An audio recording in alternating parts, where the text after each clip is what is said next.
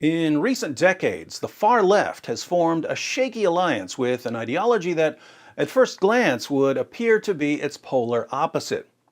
Islam was founded by a white prophet who bought, owned, sold, and traded black African slaves and called Ethiopians raisin heads and said that Satan looks like a black man and had sex with his slave girls and had sex with a 9-year-old girl and allowed his followers to beat their wives into submission and to rape their female captives and said that women are, by nature, stupid and immoral and ordered his followers to execute homosexuals. The far left claims to oppose all of this, and yet, due to its undying allegiance to all things Islamic, will call you a racist for daring to so much as question Muhammad's racism, misogyny, bigotry, and intolerance. At first, these two bastions of sanity were held together by pragmatic concerns. The far left and Islam had some of the same enemies, and the enemy of my enemy is my friend. So they became friends. But over time, that friendship blossomed into love, a passionate love, rivaled only by that of Rihanna and Chris Brown. Then something interesting happened. The far left and Islam began to produce offspring.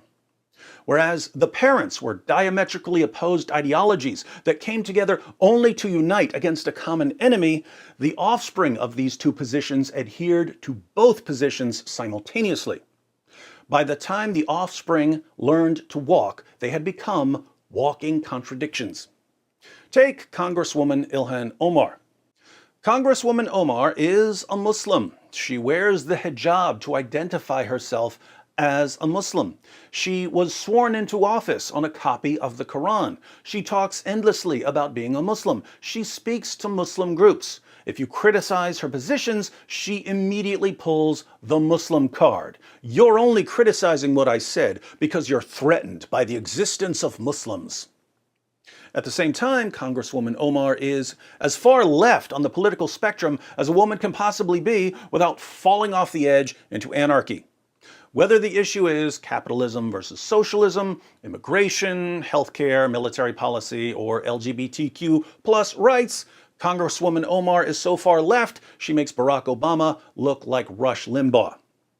How is it possible for so much contradiction to be contained in a single human mind? One of life's great mysteries. But if we know anything about walking contradictions, we know that they live in a state of constant self-condemnation. One part of them is always condemning another part of them. What does all of this have to do with me? Well, I love to see people condemn Muhammad. But even more than this, I love to see Muslims condemn Muhammad.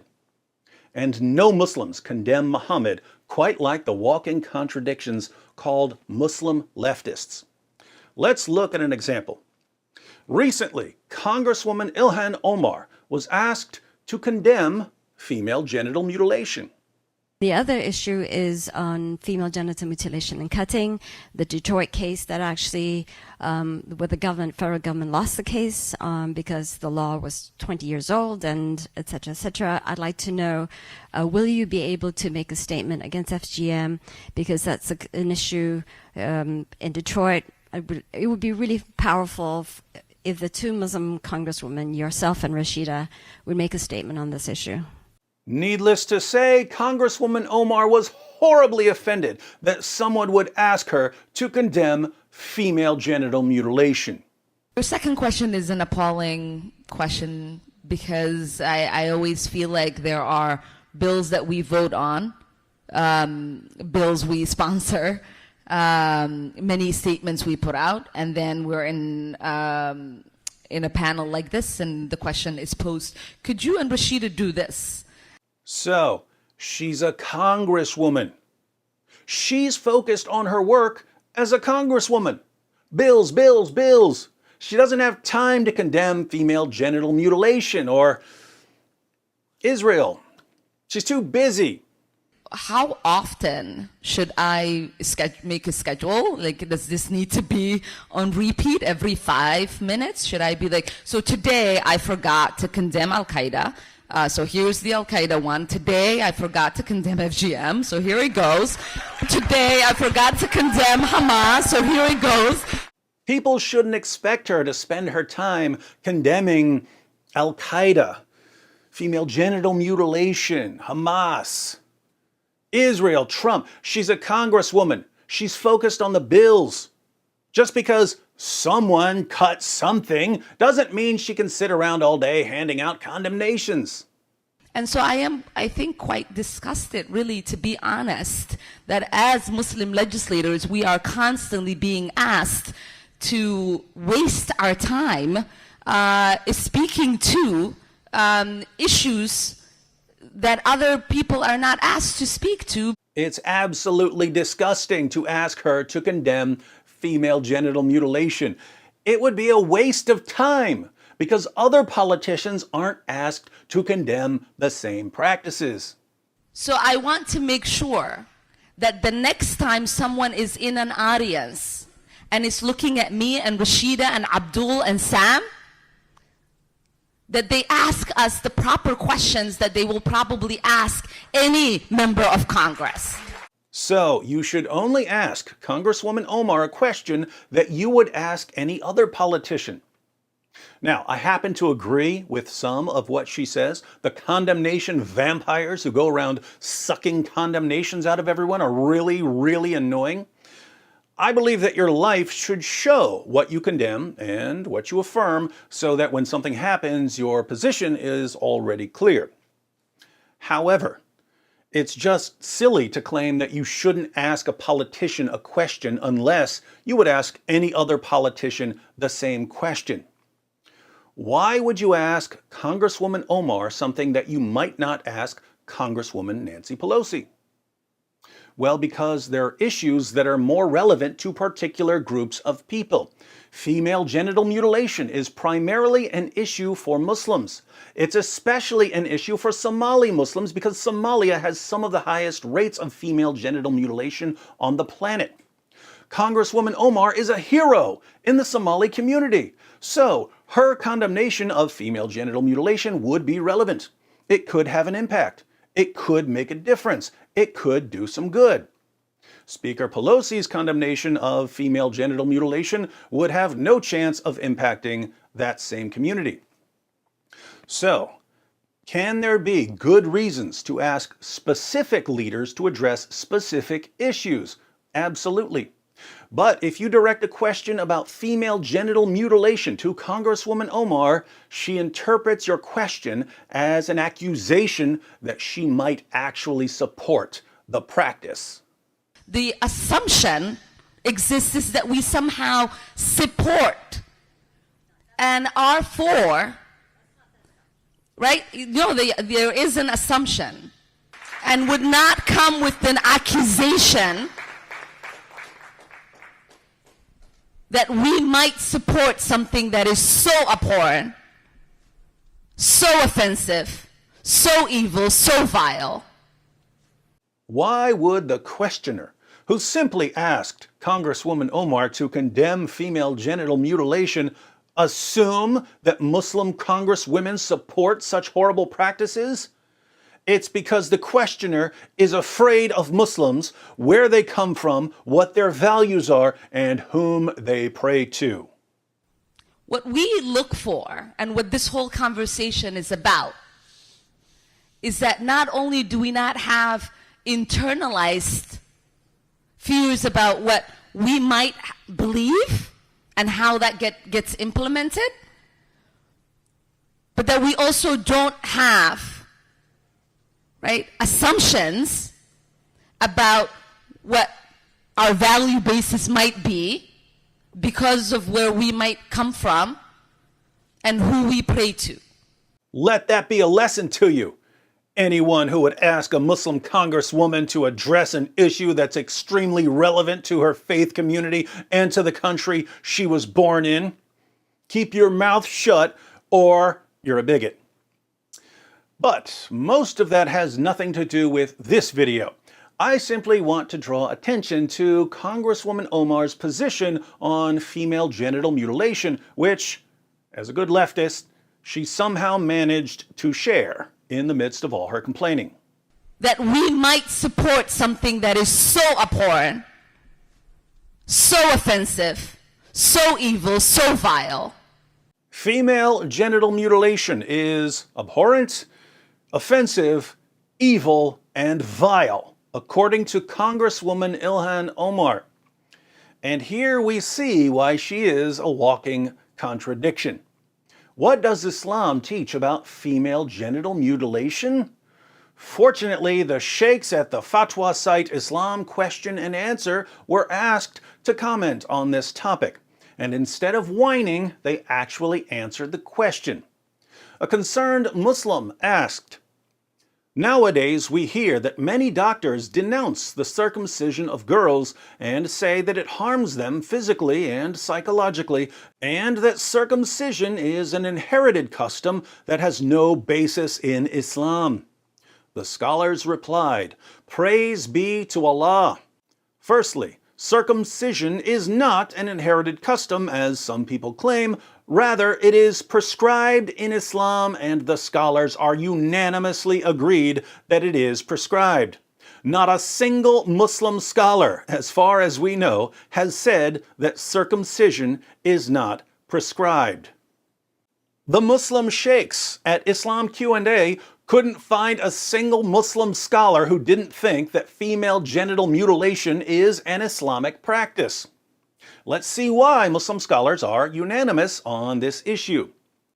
Their evidence is to be found in the Sahih Ahadith of the Prophet, yada yada yada, which prove that it is prescribed. For example, the hadith narrated by Al-Bukhari and Muslim from Abu Huraira that the Prophet said, the fitra is the pattern laid down by Allah, is 5 things, or 5 things are part of the fitra.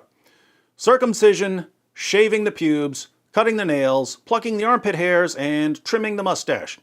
This hadith includes circumcision of both males and females. So, circumcision, including female circumcision, also called female genital mutilation, is part of Allah's created order, according to Muhammad, the Prophet of Islam.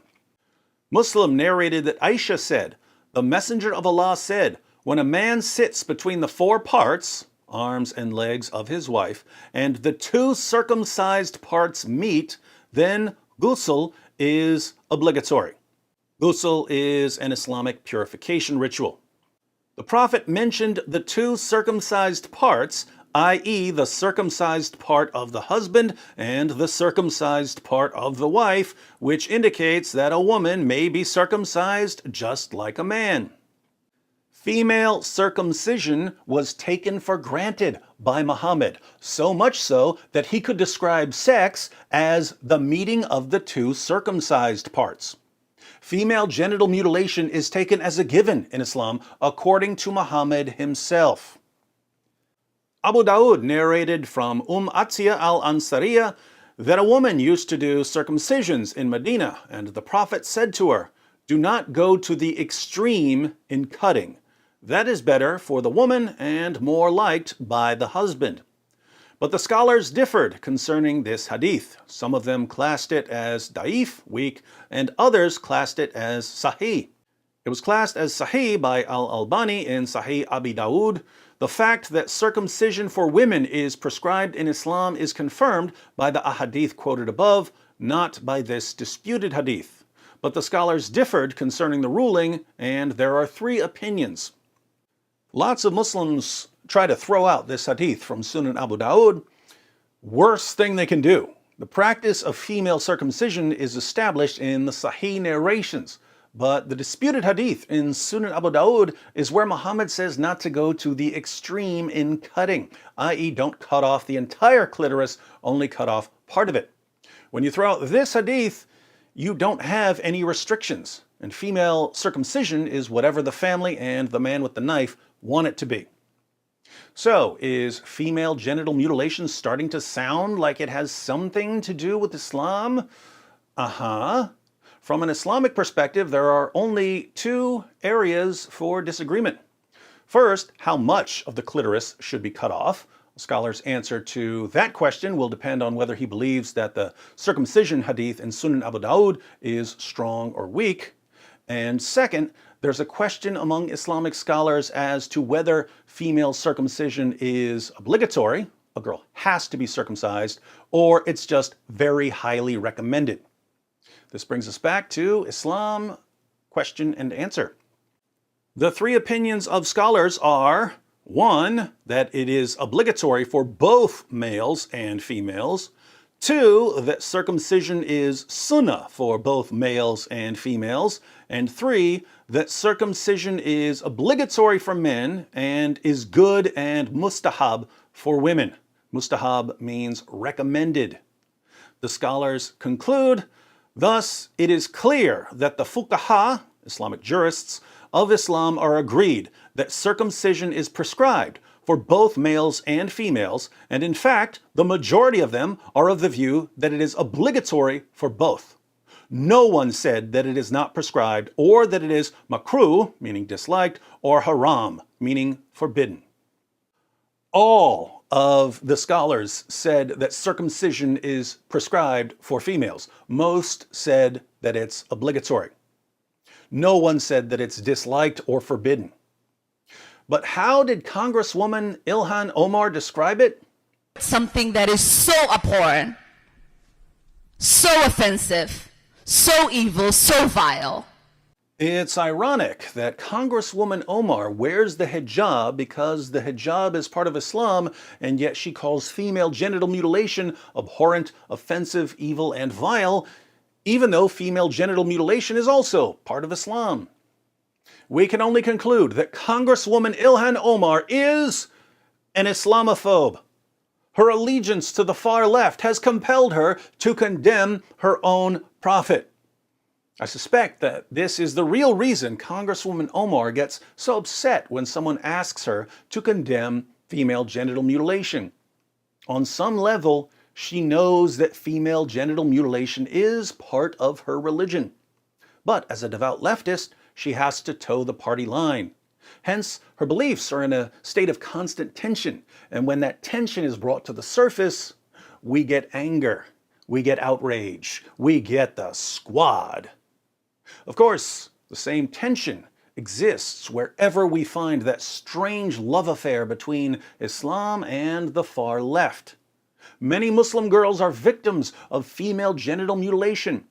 Many leftists are victims of human thought mutilation. In order to bring psychological healing to our world, we need to draw out the tension, shine a light on the contradictions, and watch history's most confusing alliance break down. Then, and only then, can the mutilations come to an end.